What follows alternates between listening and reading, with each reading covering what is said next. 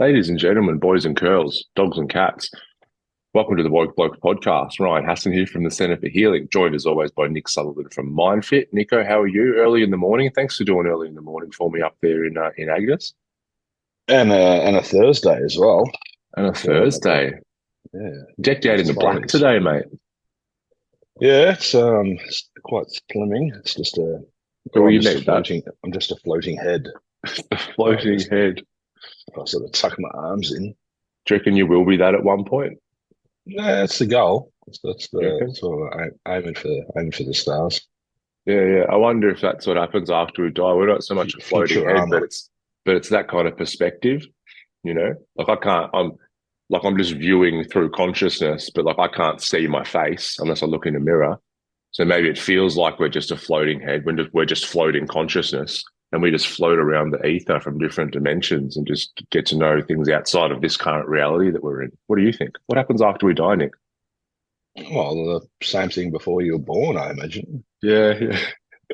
I had a great conversation with a client about this once, and I had this understandable fear of death, and we explained about it's the ego and about belief systems that we choose to believe, and uh, if there's such term as an old soul, it would suggest there's young souls. So it would suggest that we have the soul, or has a life, and it's made up of all these different ego lives. So death is just another moment for the soul. It's just another chapter closed. So whatever happens, we're going to be okay, whether in our human experience or in our soul evolution. Shout out to Deb from Soul Evolution. Um, so yeah, I don't know, but I like to hypothesize about it and think that we're energy, so energy can't die. So it just transforms into something else, and I don't know, And man. that'll be different. That'll be interesting. Hmm. Or it's not. Or it just goes black and that's it. So like either way, we're okay. Yeah. Do you know what I mean? I hope I come back as Charlie Woods' son in my next life. Oh, right. So Tiger's grandson you're going for. Yeah, yeah. Yeah, yeah. Okay. All right. You might have to get in the queue. I reckon there's a few golfers out there wanting the same thing. Okay, well, I'm putting it out there. Putting it out there. Yeah. Yeah. What's happening up there, mate? What's happening up in Agnes? We're cold and wet down here in Melbourne at the minute. It's, I can't remember the last time it dropped below 20 degrees up here, even overnight. So Hmm. yeah, she's been hot. I've got a bit of tonsillitis at the moment. I noticed your voice was a little bit Sexy. off key. Yeah, sexy. Yeah, that's the word I was looking for. I was Mm, going to say sick, but sick and sexy, they're just next door to each other. they are, aren't they? I'm moonlighting as a phone sex worker this week. So hot and heavy. We got the Yeah, dulcet tones. have you got like a niche? Uh, yeah, afterlife sex. So, afterlife fantasies. Energetic afterlife sex. Just two balls of energy just wrapping around each other up in the ether after it's all That's said and done. that's what we're running with. Um, so yeah, I think we've got finance pretty much approved, so we can finish off what we're started up here, which is great news. Brilliant. So hopefully we get the ball rolling with that starting at the end of the month when the chippies are ready. And I'm not counting our chickens. I've got to jump to a couple more hoops to get the finance, but all stars are pointing in a great direction. But yeah, so the tonsillitis is interesting because I've had bouts of it over the years. I probably should have had them taken out as a child, Hmm. but mum being a nurse didn't want to spend time at the hospital when she didn't have to. So Fair call. uh, it's like chefs who don't cook at home. Yeah. And Dad was a fencing contractor. We had the worst fence in the Yeah. street, and Well, I was an air conditioning mechanic for 11 years and I didn't have air conditioning at my house. and it's funny because part of what creates that, it's a for me, it's What's the word? Where mind body connection. It's the body expresses what the mind's doing. Um, Come on, you know the The body expresses what's the mind's doing, a manifestation, a physical manifestation of something physi mental or physi emotional, not physiological physiology. symptom, Yeah, no, mind physiological body. response, No, get out of the word no, an physiological. unconscious. It's psychosomatic, maybe. Okay, right. Yeah. Um. Anyway, so Hang on, are we talking about your tonsillitis again? yeah, Sorry, I was talking about the idea that a person who's worked, they don't have the same thing going on at home. So yeah, psychosomatic tonsillitis. Okay, we're on the same page. Okay, it's early. Let's go. it is early, and you're all excited and nervous about your golf swing I'm coach. so excited and nervous. um, it's like how I was when I stepped out for the first time in Vietnam after food poisoning. You know, you just walk out and you're so excited and nervous, like, oh, what's going to happen next fart? Where does that? Where do we go after that? We're making a joke, everyone, because before we press record, I was telling Nick I'm very nervous because I just signed up to have a golf coach over in the UK work with me on quite a regular basis. And I woke up this morning, I've got a notification saying he's analysed my first, my swing. And so I'm expecting to open the phone, him being like, look, mate, I don't know if it's best that we work together. Why would you create that story? No, it's funny. That's why. I Yeah, find it really, he's probably got lots of stories. He's probably going to go, mate, you could get on the tour. yeah. Or something in between those two, maybe. A year with me, and Are we like, which yeah, tour? um, so psychosomatic. So I know that my mind and body are very connected. And when I'm physically sick, especially with tonsillitis, it means that something's going on under the surface.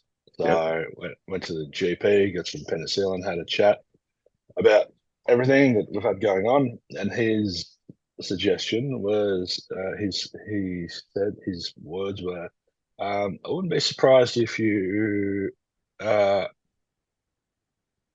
are in a mildly depressive state," was his term. all right. And I was like, "Okay, I'm gonna flip the lingo around and say I'm in a bit of a funk, but I'm not gonna walk out of here with that label." But yeah, it made sense because I stepped out of it all and zoomed out and looked at it, and it was grandma passing, and then we moved up here, and um, no family and friends up here, not quite connected to the local community up here yet.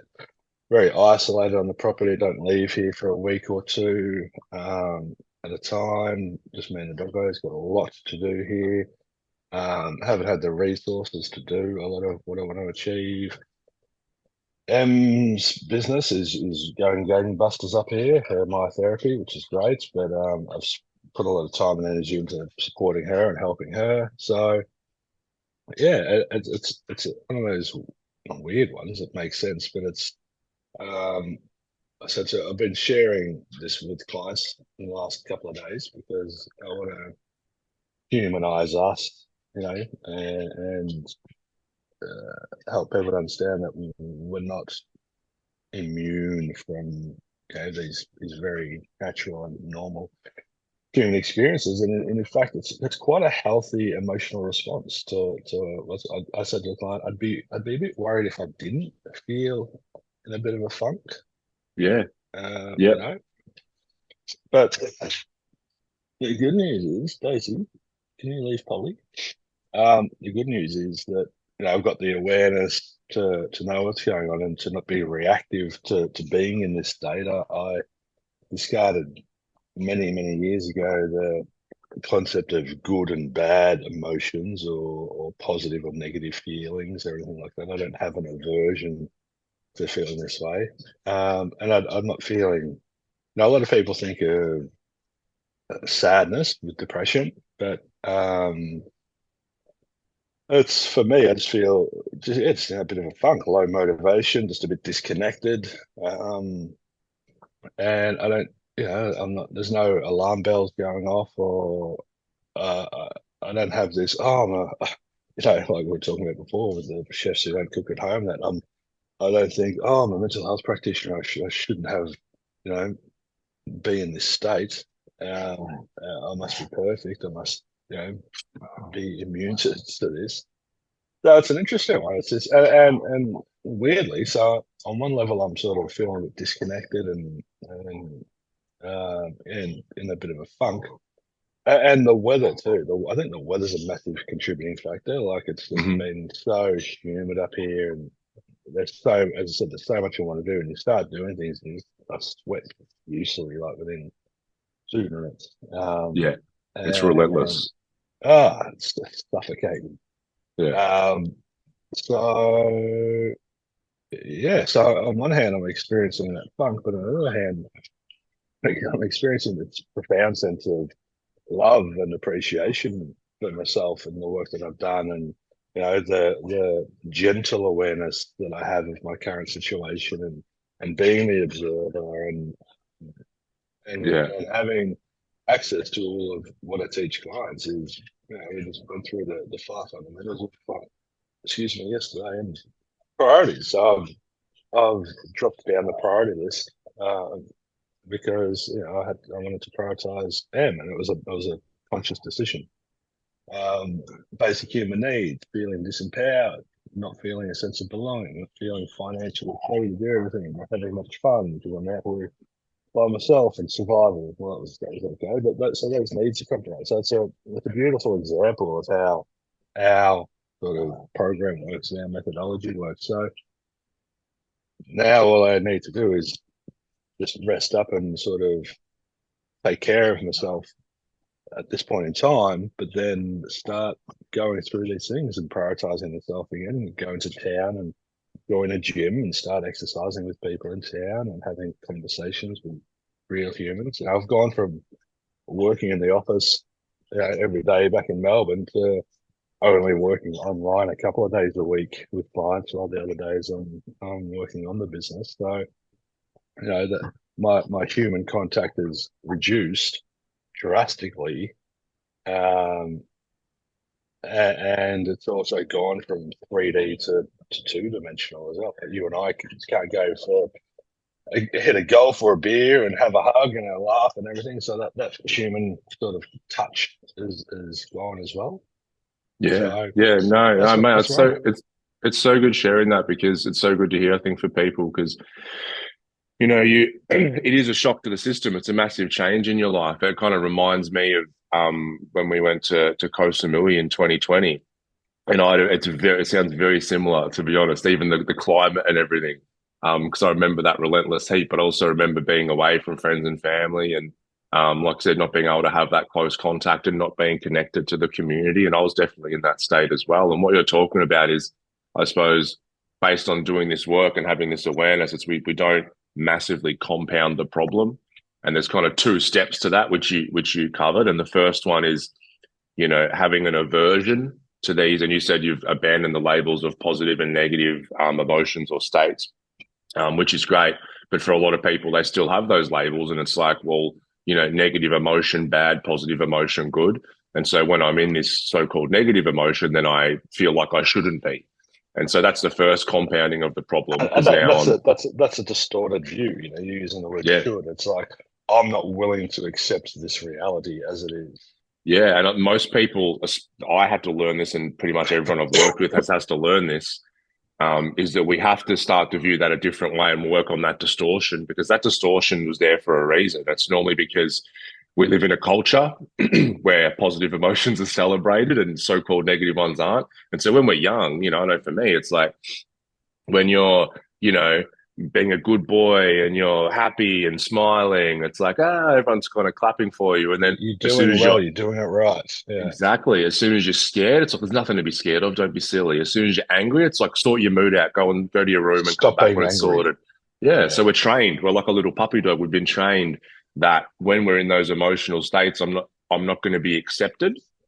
Yeah. So that means when we're an adult, we don't accept ourselves, right? And so That's now I, that's I I don't accept myself in that state. And then the next compounding on top of that, which you touched on, is that we then start to create narratives or stories around it, where it's like, well, I shouldn't So be in we this state, deepen but it. We deepen it as well. we're We so get deep in it. depressed that we're depressed, or we get angry that we're angry, and we just bog ourselves right And down in then it. we use that, I shouldn't be in this state. It's like, I'm a mental health practitioner, or they're like, I'm a father and I've got to have my shit together. And all of a sudden, I'm such a piece of shit. I can't believe I'm like this.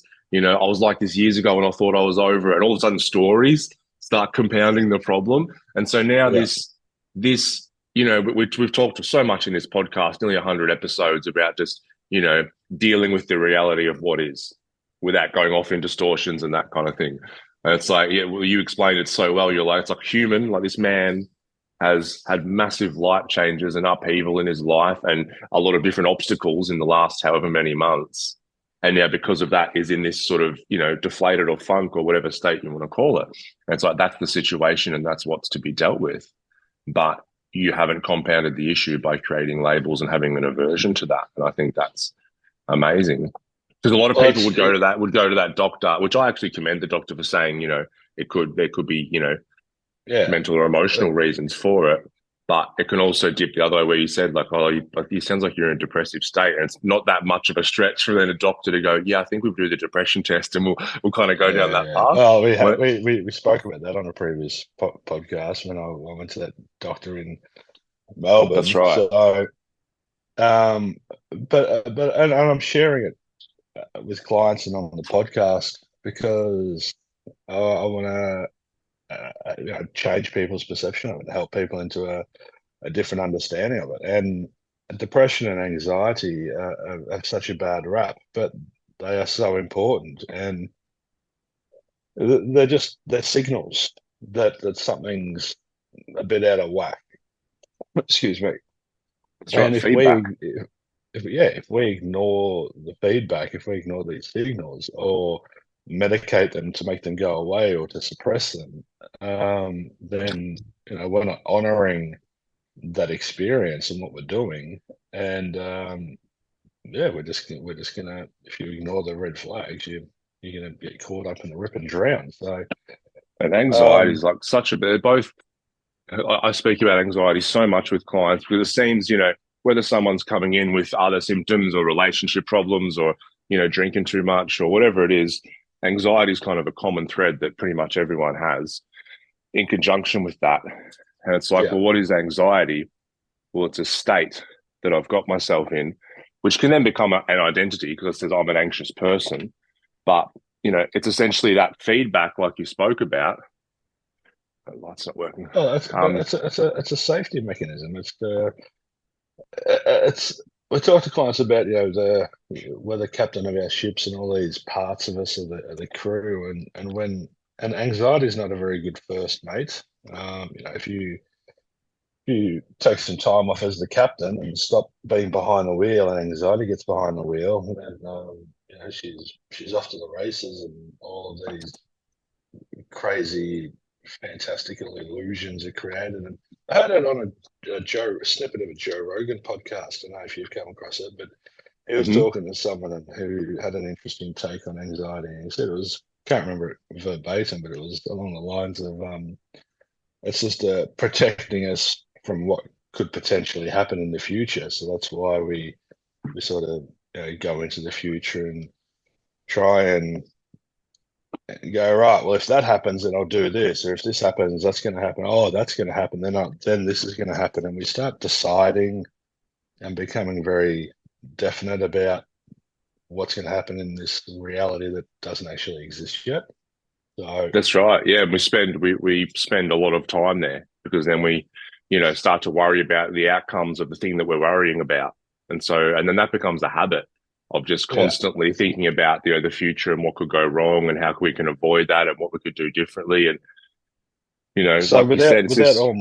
without all my training, the current state that I'm in, and it's important for people to understand that that everything's on a spectrum as well. So I'm in a bit of if depression is a spectrum, there's severely hospitalized suicidal depression. Then up the other end, there's just feeling in a bit of a funk. So I'm in a bit of a funk at the moment. I've been to the other end of the spectrum because I didn't have any training or tools or resources or whatever. So if I had have experienced what I've experienced over the last few months without having done this work, I would be much further down that spectrum, and it would I'd be compounding it, and I'd be ironically and unconsciously sending myself further down that spectrum, um, just purely because of not knowing what to do. So when I find myself in this situation, I'm not reactive to it. It's just, having the awareness that I'm in this funk is just a source of stimulus, and I just step into that space and observe. I think it take the hard path, to, I've got this just amazing amount of empathy and compassion for myself at the moment, married with an understanding of what's going on. It's like being caught in a rip and going, I know what the rip is. Where in the past you may have got caught in a rip and panicked and Start did flapping everything, around. yeah, did everything to not help yourself. Now I'm like, this is the beginning of one of those. Well, it's not even. There could have been a hypersensitivity with this as well, based on where I've been in the past.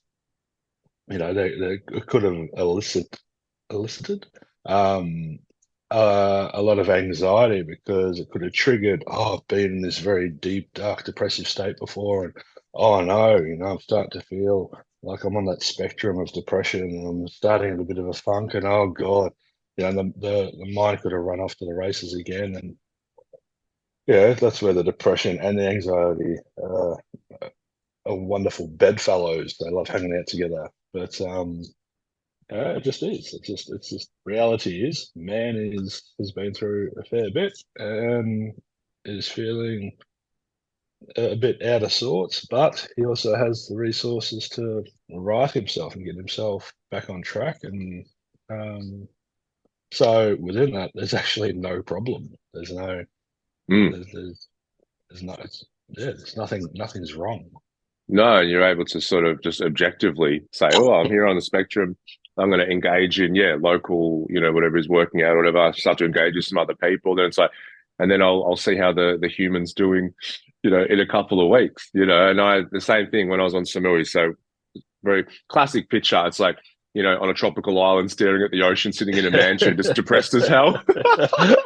um, and so, yeah, same thing. I chatted to Melissa about it at the time, and she was saying, "All right, well, let's. What do you need to do?" And I'm like, "I think I just need to get around, more people and different people." And so I started Muay Thai, and met the trainer and a few other people there. There was a local sports bar that I started going to, once a week, and then you'd meet other people and all that kind of jazz. And yeah, it's like you just you say you sort of sounds a bit mechanical, I suppose, but it's like, okay, well, I'm seeing the problem for what it is. What steps do I actually need to take? And then it's like an experiment. Like, how am I going in 2 weeks after engaging in that? But we're not. What we're talking about, the biggest takeaway here is compounding the problem, because that's, yeah. I hope people. I'm pretty sure people who are listening they'll really resonate with what we've said about not wanting to be in a negative emotional state, and then creating heaps of stories around being in that state. And then what happens if you keep going down the line, you start to identify with kind of depression or anxiety, which means then you're even more overly Prone hyper to vigilant. Yeah, because you wake up in the morning like, I'm an anxious person, then you'll find things to be anxious about. And we live in a chaotic world. Like, how easy is it to find things to be anxious about? Like, turn on the fucking news or go on social media. It's so easy. And so yeah. not only there's the reality of those things, there's also the made up future events in our mind, which we spoke about before, which can create anxiety. And the same with depression. It's like, how many things can we find to be depressed about? And there's unlimited amount of things to do. And our focus will be placed there if we start to go far enough down that river and down that spectrum. Well, when we talk about distortions, we're talking about filters or lenses um, between our conscious awareness and the information that we're coming into contact with, all the phenomena. And I heard Neil deGrasse Tyson talk about he's never taken hallucinogenics or anything like that because he said our brains don't work very well. Yeah, I Just heard that. He said they barely work, so I don't want to yeah, mess with any of that. no, and he said, they're not very good at decoding what's in front of us. And so if you go and fuck with it all, it's just, yeah, he said and he spoke about just wanting to be in the reality of what is. That's, so many people are trying to escape the reality of what is because it's not on their list of preferences to experience that. Right. And you're like, well, tough shit. If you look at if you go for a drive and look at the landscape and you see some mountain range in the distance or whatever, you can see the peaks of the mountains, and then you can see the troughs, and so there's like an ebb and a flow, and there is the term for it is there's a depression on the horizon. There's a low point, and that's all it is. It's a depression isn't sadness or suicidal, or it's a low point, and none of us are immune to low points.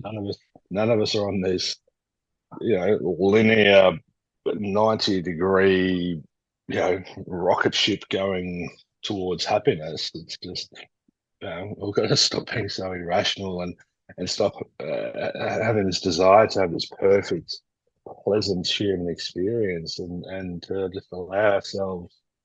I think the biggest thing for me in this is that gentle awareness again. It's just that, okay, just when you start, because the reality is, in Myndfit and Buddhism, we term this as suffering. Yeah, so this is in suffering, and and so when a person is in suffering, if you find yourself in suffering, well, if you found one of your kids in suffering, the last thing you're going to do is compound their suffering by telling them, "Oh, you're such a self-taught for being that way," or "Harden upwards," or "Stop being that way," or you wouldn't dismiss or whatever. Hopefully, you have some empathy and compassion for them. So it's really important for us to employ that same thing to ourselves and have that gentle awareness of yourself and go, "All right, I've got to be kind to myself. I've got to walk myself home That's so and just hard for a lot be of people though, compassionate." because I think that maybe in Why? some rare What's so hard about it? cases, or because it's a completely different way of relating to themselves. It's like, so I was not kind to myself internally for most of my life, and it was so foreign to me initially to be actually kind to myself. But it's like I've said the same things in the same way to myself for 30 years. So it becomes very ingrained. So it's like when you say to someone, well, like, you can communicate with yourself or treat yourself in a different way, it makes sense. But the Mm, actual application can actually take a little while because it is hard. Because maybe in a rare cases, they would have been told that when they were younger. But like I said earlier, it's oftentimes more subtle things, like, oh, there's nothing to be scared about, don't worry, or, oh yeah, you're upset again, God's sake, all that kind of stuff. And so you'll be that right, that mate. that external dialogue becomes internal dialogue. But yeah, Uh, I love what you were saying. It's like that the unrealistic fantasy of having a one-sided life. And I love the analogy. It's like people, we have this like a magnet which has a positive pole and a negative pole. And then everyone's like, well, I like the positive pole. I don't really like the negative pole. So they go, I'm going to cut the magnet in half because I just want the positive half. But you cut the magnet, and what do you get? You get a positive and a negative pole if you cut it in half. So, no, I want the positive, cut it again. They keep cutting this magnet, but no matter how many times they cut it, you're always going to get a positive and negative pole because we live in a dualistic world that is Earth. so that pole is a what was the word for the spectrum. So when you keep cutting the magnet, it just shortens, shortens, so the spectrum gets smaller and smaller. So we call them the parameters of acceptance. The parameters of acceptance get so small and so tight that we're only going to allow things that we believe are wonderful and good and pleasant in our lives in this tiny little spectrum. And so when we find ourselves in a bit of a funk, which is obviously outside of those parameters of acceptance, that's where we get triggered. That's where we get very activated and start. Yeah. It's the operating system on the fifth fundamental in mindfulness is beliefs create thoughts, thoughts create feelings, feelings create behavior. And if we're operating off irrational beliefs, it's going to create those distorted thoughts. It's going to create feelings of suffering, and it's going to create harmful behavior. And harmful behavior isn't going to punch someone. Harmful behavior is, God, I'm such a loser for being here. Or it's, I'm not gonna take a day off to rest. I'm going to keep pushing. I'm not going to listen to what my body Yeah, needs. Or I'm going to drink soft drink and eat pizza every day because that's what I want. Um, all of that and those parameters that you were talking about. I mean, oh man, I've been there. It's like life becomes just all about trying to control and manipulate every circumstance so that it fits those parameters. And it's like there's always like this just tension in the gut, and it's just always there. It's like a grip, and it's like you'd be going out to a meeting or to a coffee or something, and in your mind you're playing out, well, it's got to go exactly this way, and they'll say that, and I'll say this, and fucking hell, it's just so unbelievably It's draining. exhausting. It's So just draining. it's so draining. It's incredible. But I've noticed as But then you well. go to bed at night and you're fucking exhausted. But then you need to control the next day, so you start playing that out, and it's like this thing that just never ends when you're in that state. Or you wake up really early and the mind is instantly off to the races as well. It's like trying to, right, how can I manipulate and control everyone today? And that's anxiety. That's anxiety by its Uh, very nature is a controlling nature.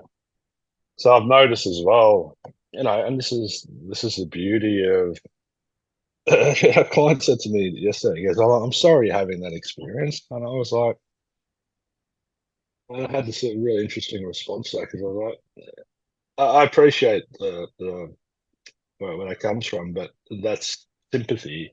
And we've just explained that this is actually a really healthy emotional response. So wouldn't it be funny to live in a world where someone went, "Oh, I'm really happy you're in that state. Good on you for being in a funk at the moment. Good on you for having a really healthy emotional experience due to the circumstances that you've been in recently."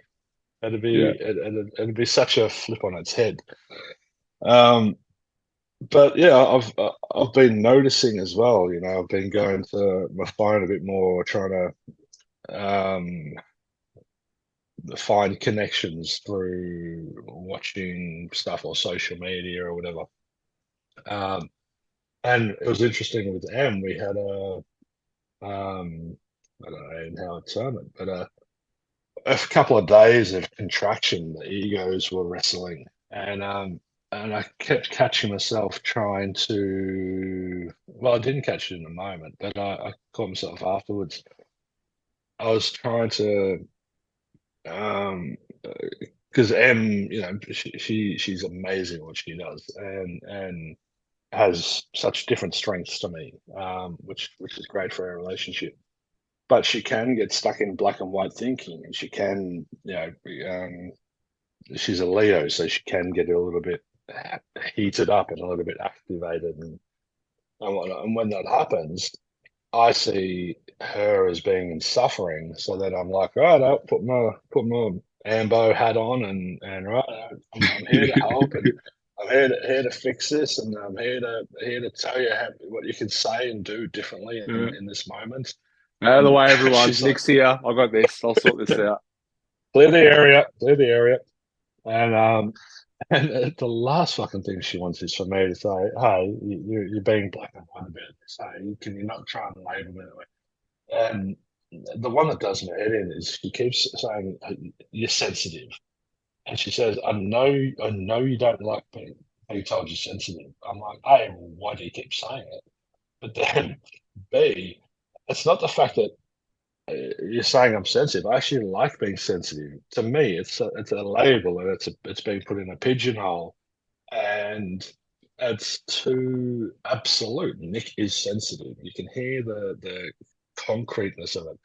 I said it's so ironic because, uh, and that's one of those black and white terms for me. Instead of you you're sensitive in certain situations like that. That's a lot softer and a lot. It's not as definite.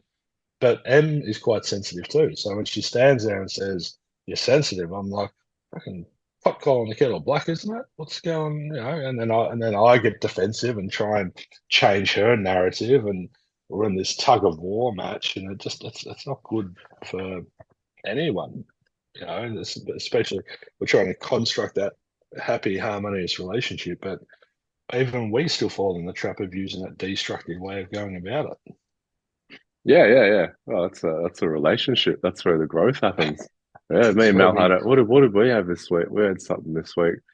Um, she woke up, didn't have a good night's sleep, and we started. The egos just started battling each other. It was actually before I went to golf on Sunday, and It was so lucky. I don't know. It was like, anyway, I cracked the shits and I'm like, all right, I'm going to golf. And so I left and we left and there was real tension going on. Like, it was real tension. And then got in the car, like slammed the door, went to go. And then I'm like, oh, fuck, I left my golf towel inside. And like, I'm like, should I go and get it? I'm like, oh, I'll go fucking get it. And then so I went back in to get the golf club. We just sort of looked, there's like a little glance, I grabbed it to run back out. And she's like, I don't want to leave it like this. I'm like, me neither. And then we went over and just dropped all the egos and had a cuddle and said what was really going on. She had a bit of a cry. It was really beautiful. Then later that day, it was funny. I got home from golf after 41 points, mind you. I was in a fucking great mood. Anyway, I got I got home and then I'm like, and we were just so good that I'm like, wasn't it great that I had to come back in and get that towel? And she goes, yeah, yeah. And there's just, but it's like what you said, it's two egos wrestling each other in the moment. And It that happens is. we have it in all relations with other human beings, but it's so much magnified in our very, Well, very personal it's relationships. still trying to, as we talk about Michael Singh, it's still trying to manipulate the world around you. And Em reflected that to me. She said, I fear you're trying to manipulate me. And I was like, that's a really destructive word, it's got a not a great connotation about it, but she was just being literal with it. It's like you're trying Mm. to tell me what to say and how to say it. I'm like, yeah, because what you're saying is not helping it. And she's like, but that's the way I talk. I'm like, all right. And I've done such a good job, and so we are different in the way that we communicate, and we come from different places with it. And I use this example, I've spoken about it before, where she woke up grumpy one morning and didn't get a kiss goodbye. And I was walking down the stairs and I heard this, I can't believe she's grumpy at me. And I heard the ego trying to get activated. And I did the mental rep and had a laugh at myself and gave her permission to be grumpy and human, and got to work and sent her a text, and we had a great night, similar to what you and Mel did. And clients love that little example of how we do a mental rep and how we pull ourselves out of destructive into constructive, and how we, you know, shift the ego out of the equation there. And so I'm very good at doing that, but I still fall into the trap. My ego will still kidnap me. As Uh, a good friend Tom in the UK said that day, he's like, it's and it I fell into the trap, but I can pull myself out of the trap and admit that I was in the trap and come back and go, all right, well, and not beat myself up for being in the trap. And then, I love all what right, you said. Sorry, I love what you said about you didn't say the ego was getting activated. You said the ego was trying to get activated. Because that's what it does, doesn't it? It's like it's on the sidelines, like, come on, let me on, coach. Let me I've find spoken about it before. something. It's like it's someone fires a bullet. So if M says something, if M's in suffering and then she projects that suffering onto me, right? And just verbally, and she goes, oh, you're such a blah, blah, blah. I've got two choices there. And you only have the choice when you're in a position or where you've got that awareness first and foremost. So if you're mindless and there's no mindfulness or awareness around this, the ego is going to hear that gunfire. It's going to someone said something mean to me, and it's going to jump up and it's going to get shot and say, "Oh, I'm wounded. I'm so wounded. Oh, what was me?" And I'll have this pity party. But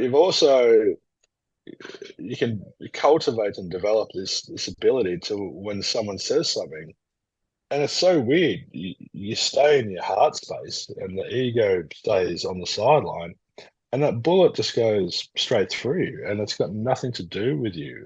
It's got, you can't get hurt because all you're doing is loving this person and going, you are in suffering, and what you need right now is compassion and empathy and understanding, and for me to not make it about me and what I think. And as I said, I'm quite well versed at doing that, but I still have,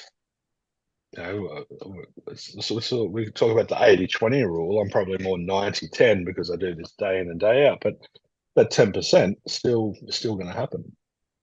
Yeah, yeah. But then also we know afterwards what happened, like that 10%. A lot of people will still have this huge ego response and then even days and weeks later still feel justified in their position. Whereas like and we spoke about this before, but it's like, laughter is the great circuit breaker. And if I can't laugh in the moment, I'll definitely laugh at myself and my reactions later on because I think it's hilarious. It's like, oh my God, I'm like, babe, how irrational was I earlier? That was Yeah, hilarious. She's like, yeah. yeah, And we'll have a yeah. laugh, You, and then that kind of that then dissolves that event, so to speak, right? yeah. So then that kind of dissolves, and then we'll have these moments in the future where the egos wrestle.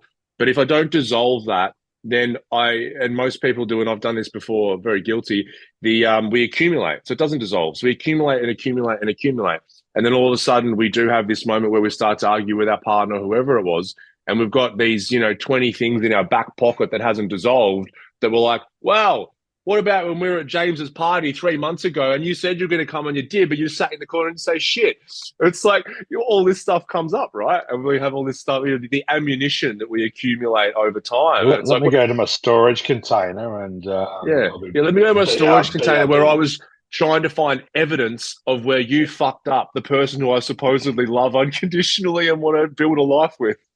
And that means I am better than you. I win and you lose. Yeah, because then And they bring one out. It's like you're playing cards. You're like, wow, ace of spades. Remember this?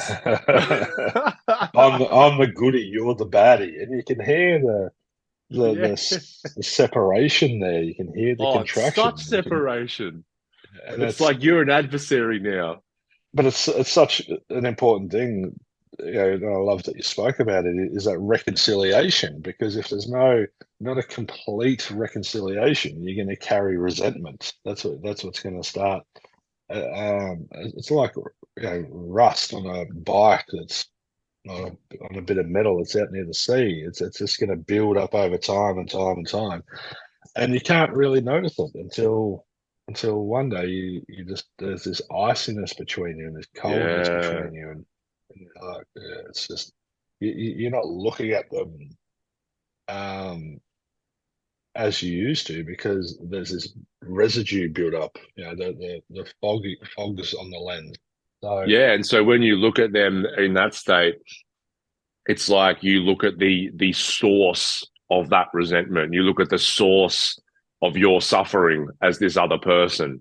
And so yeah, that that you they made then me feel this way. of course, so then of course, that they're going to become a problem in your perception because they're in your perception, causing all this suffering within you. And so it's like, oh, if only they hadn't done A, B, and C and stopped doing X, Y, and Z, then I'd be okay. Then I'd be fine. But the funny Well, thing is that if you don't deal with the resentment, they'll stop doing those behaviors and you'll still find something to be pissed off about. yeah, and if you take something personally and then you get wounded, this is a lot of what our work's based around. They didn't make you feel however you felt. They just provided a source of stimulus, which you interpreted in a way that you created this feeling within yourself. So this is where that self-agency that we talk about comes into. It's so important for us to take care of ourselves first and foremost and be on point with because if you're in suffering, if the ego gets wounded and it's like, oh, it's not fair, I can't believe you did this to me, you made me feel this way. You're in suffering, you're going to project that suffering, as you were just talking about, on the person you deem to be responsible for your suffering. And oh, it was you said this, so here, have some back, have it. I'm gonna get you back. It's like an eye for an eye and the world goes blind sort of thing. And both It's people feel justified in saying, here, take that pain back because I don't want it. yeah. It's yours. But I wish I could pull it up quickly, but I don't think I can. There was a quote from the Buddha about um, y- someone offers something to you, and you can only take it if you agree to it. So someone offers you um, their suffering in the form of you're an idiot. In that moment, you don't have to agree to taking that on. It's like, oh no, that's yours. That's Mm. yours. I'm not going to take that. I'm not going to take it. It's just that I'm not going to receive that and carry on the rest of the day holding on to that thing. Yeah, it's like, okay. And then you just move on. Okay. Miscommunication and misunderstanding are the two biggest, for me, the two biggest causes of conflict. And I know that personally when I don't think M understands me, or when she says, you are sensitive, my interpretation of that is you do not understand me because we have spoken at length about this and you're still bringing it up. But it's her go-to, it's her Hmm. default when we're our egos are wrestling. And it's just a there it is. So she's not in that position to say anything else because it's just her. And I have my go-tos as well. We all have our go-tos when we're in conflict. It's like, all right, where's my sword? Where's my suit of armor? Let's get it on. But My we all chosen just want to weapon. we all just want to be understood. We all just, especially by the people we love and the people we're sharing our lives with. And I guess for me, that's where there's a sensitivity and I've tried explaining it. All I'm really after is to sit in a space and for that space to be held where we can share and open things. And you and I have that, Dan and I have that, but it's a really rare thing. It's such a rare thing for a conversation to be had without any ego involved, especially in a romantic relationship. I don't know any couples really that have that space where they can just sit there and this is how I feel. Oh, really? And my desire for that is completely irrational because it's so not common. No, no, it's not because we're just. I mean, we're most open in intimate relationship. It's like where someone sees the more of us than anyone else sees, and so we're kind of our ego is the most vulnerable in that essence because it's like we know that oh god they know about the real me, to an extent. So we have the ability to hurt our partners the most because we know their wounds and their buttons and all that kind of thing. And that's sounds pretty sad when you say it that way. It's like we know, how to push their buttons, but what we do. And so in that essence, the ego is a little bit probably most defensive in those situations because it's the most but opportunity for it to get hurt. I'm quite odd though in a way that I like to share my vulnerabilities. It's effortless for me to be vulnerable, I suppose.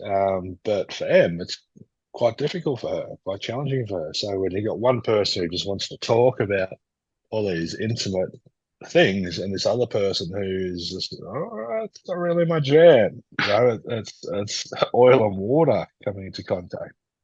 When me and Belle got together, it took her like a good like couple of years to get used to it because she'd been in past relationships where the guy was very closed off and most of them were lying and assholes or whatever.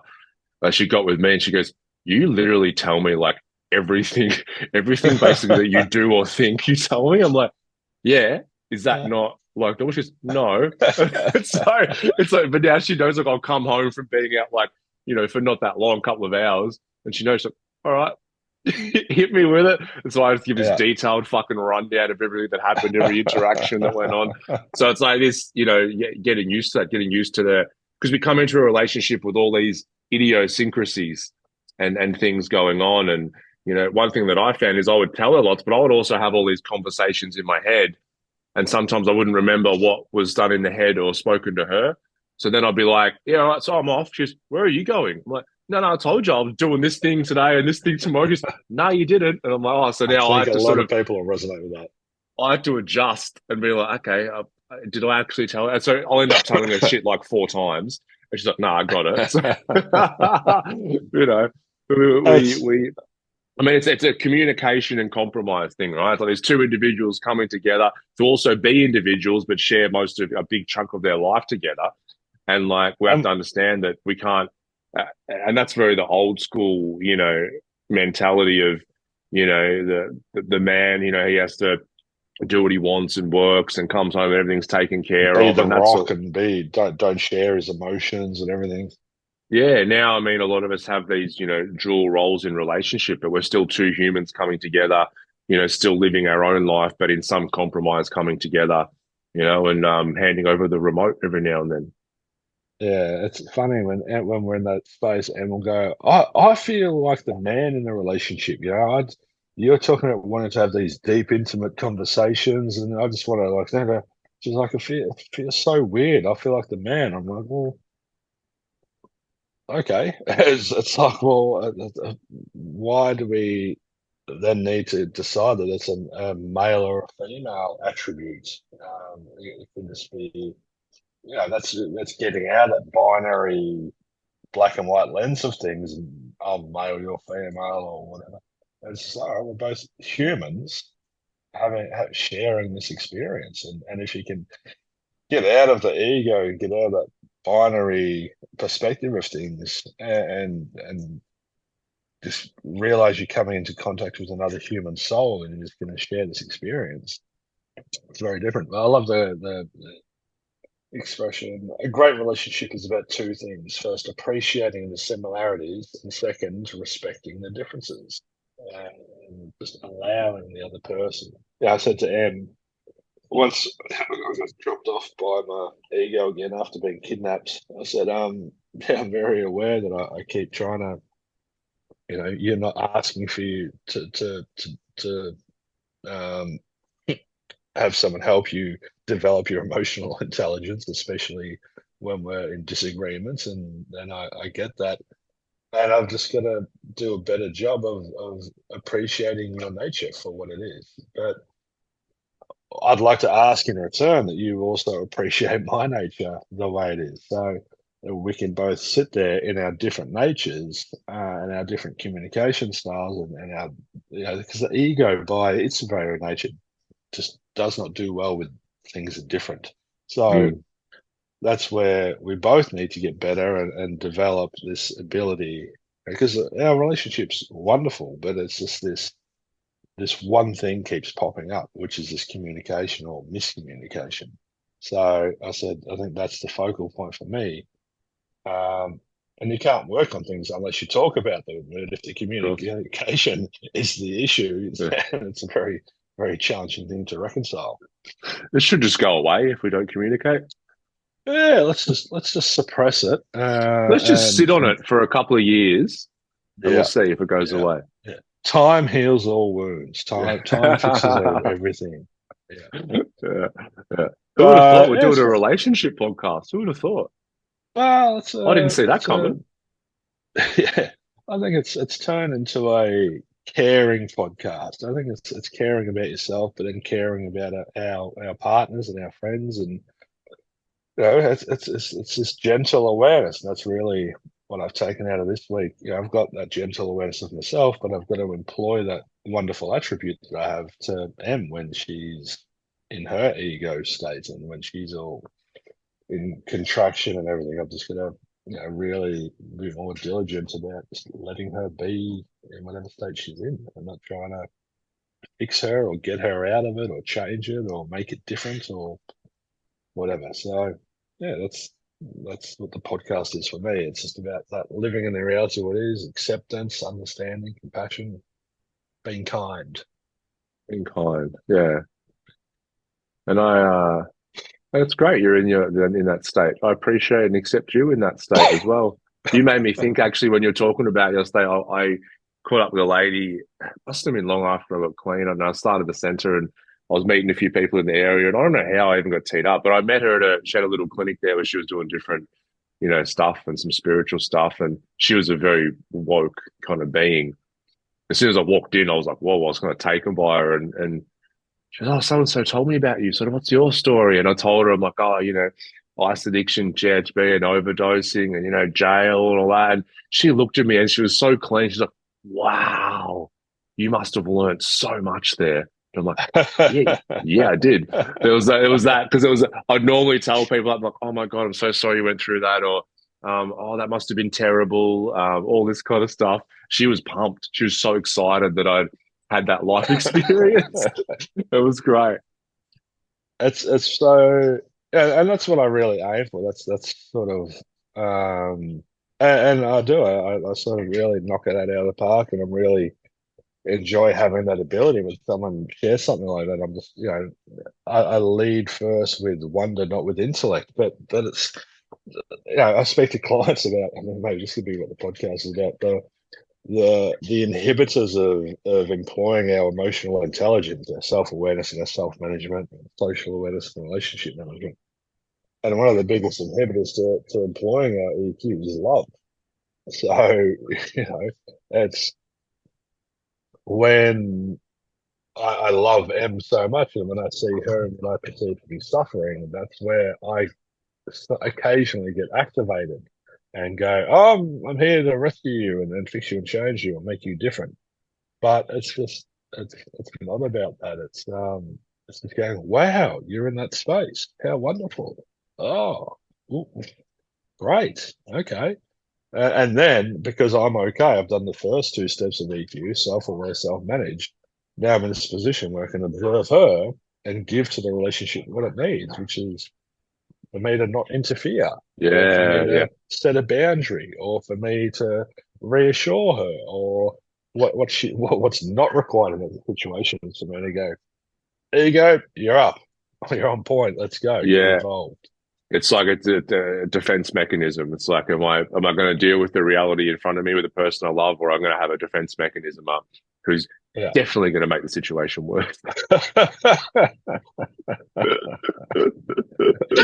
And then, yeah, a day later, however long you disconnected for. And part of my sensitivity is that I'm energetically sensitive, and I'm sensitive to people's emotional states. But when the ebb shifts out of you know, when she goes into suffering, that's what I can feel that shift and I can feel that change. So it takes me a while. If she says something just off the cuff, well, and for her, it's got no meaning. But my interpretation of it is quite blunt, or it is quite sharp. I said to her, it's like we've got all these power cords connected. It's like you unplug one of those power cords, and it actually takes a little bit more time for me to reconnect, and that's just my nature. That's part of the sensitivity. Yeah, but then that's what we're speaking about. That's communication. It's like understanding the other person's like that. It's a bit of a similar thing. I'm quite, sensitive, but if we can communicate that, then kind of Melissa knows, and it's something that mightn't feel as But sensitive to her. I feel uses it against me. But when she keeps saying, and you're so sensitive, you're sensitive. I'm like, all right, well, you can keep repeating it, or you can employ some understanding around it and go, Nick has a sensitive nature to some degree. This is where you get out of that black and white. Nick is sensitive, and it's like Yeah, Nick is sensitive in some areas or some elements, and so I'm going to be a bit more mindful around it. I'm going to really sort of, create an understanding and listen to him when he says, "Oh, when you say something that is sharp or blunt or like that, that does land on me. That does affect me. I don't really have an ability to. It's not my ego getting involved and being bruised. That's more an energetic thing. Um, and so what I'm working on with them is for her to create some understanding around that and to be more mindful of not using those blunt terms or those very sharp sort of sentences that she, to her there's no meaning or anything, but to me I experience it very differently. yeah, yeah, definitely, definitely. All right, folks. We hope you've taken away something from that you can employ: self-awareness, self-management, communication, hearing another Be person, kind getting the personal self. Be kind, yeah. Be kind to yourself first, and then bleeding that kindness out to other people. and Be kind. accepting the reality of what is. If you're Ooh, in a funk, then that's okay. that's all right. It's all Funk's part good. of life. You Funk wait till soul. next episode, you'll be like, "How are you, Nick?" And this is that law of nature. Everything's impermanent. Next episode, I'll be like, "Oh, remember the episode where I went, I am love. I am in love. No, get rid of the end. I just am love, and there's Yeah, this yeah. state of bliss, and And then we had Angry Nick. We had the Angry Nick episode. yeah. I've, I've got range. I've got range. Yeah. We got rage. What a Uh, portfolio. I know, right? I can't wait to see what version of me pops up in the next episode, which may be, we get close to 100. We're So getting so close. This is like high 90s. This might be we don't know, 98. do we? This might be 98. Hang on, let's have a look. This is, yeah, this will be 98. Whew, nearly there, mate. What are we going to do Oh, yeah. for episode 100? We'll do something special. Well, no, it's a bit too far away because I'm back soon, and you and I have to go and play golf when I visit Melbourne, and I think that's not for another couple of months. So, Right, okay. Oh, I well, we'll know. work it out. We'll work it out. We'll do something. We'll do some sort of celebration. Celebrate good times. Come Well, I on. might make a montage. I might make a pavlova. It's a Montage. woke blokes montage. I'd love to see what you come up with as a montage for our 100th episode. Yeah, yeah. Well, I won't be doing it. I'll get someone else to do it, but I'm sure it'll be great. All right, go and see what your swing coach said. Oh, I'm scared. I'm nervous. Freaking out. Lean in, Goodbye, everyone. lean into the discomfort. Okay. See you, everyone.